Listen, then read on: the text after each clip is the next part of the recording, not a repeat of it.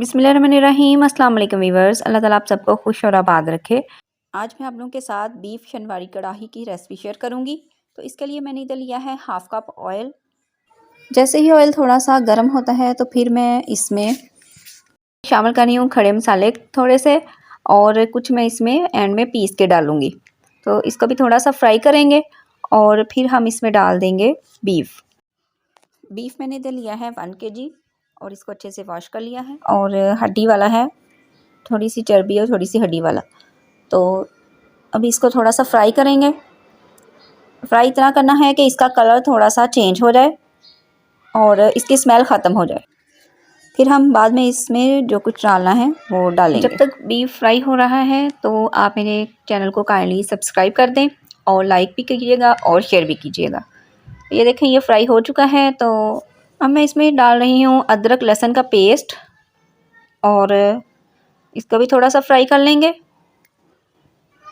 अब हम इसमें डालेंगे स्पाइसेस। तो हल्दी ली है मैंने 1 चम्मच, 1 चम्मच मैंने लिया है सुरख मिर्च का पाउडर, और हाफ़ चम्मच मैंने डाला है इसमें नमक। और जो सुरख मिर्च है ये आप अपने टेस्ट के हिसाब से ज़्यादा या कम कर सकते हैं। तो अब इसको थोड़ा सा मिक्स करेंगे।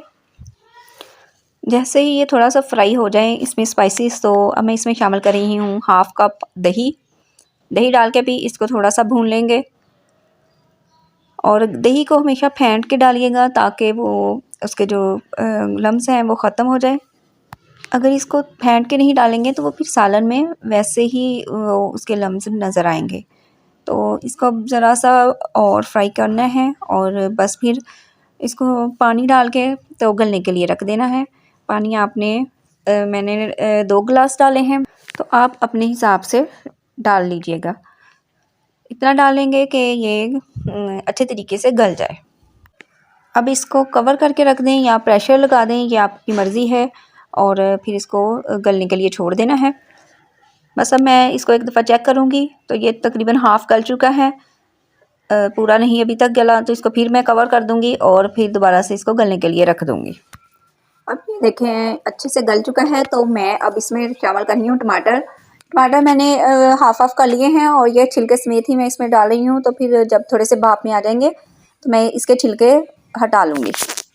10 मिनट के लिए मैंने कवर कर दिया था, और ये देखें ये नरम हो चुके हैं टमाटर, और आराम से इसके छिलके जो हैं वो उतर रहे हैं। एक एक करके मैं सारे छिलके रिमूव कर दूँगी और फिर इसको अच्छे से फ्राई कर लूँगी। ये देखें अच्छे तरीके से गोश्त भुन चुका है और इसने ऑयल भी छोड़ दिया है। तो बस अब ये रेडी है, इसको डिश आउट कर लेंगे। तो डिश आउट करने से पहले मैं इसमें सब्ज़ मिर्चें और सब्ज़ धनिया डालूँगी।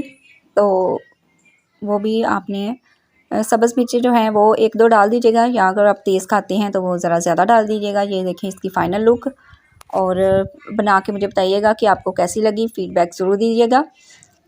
थोड़े से बादाम मैंने फ्राई करके इसके ऊपर डाल दिए हैं, और अब मैं इजाज़त चाहती हूँ। नेक्स्ट वीडियो तक के लिए दुआओं में याद रखिएगा, अपना बहुत सारा ख्याल रखिएगा। अल्लाह हाफ़िज़।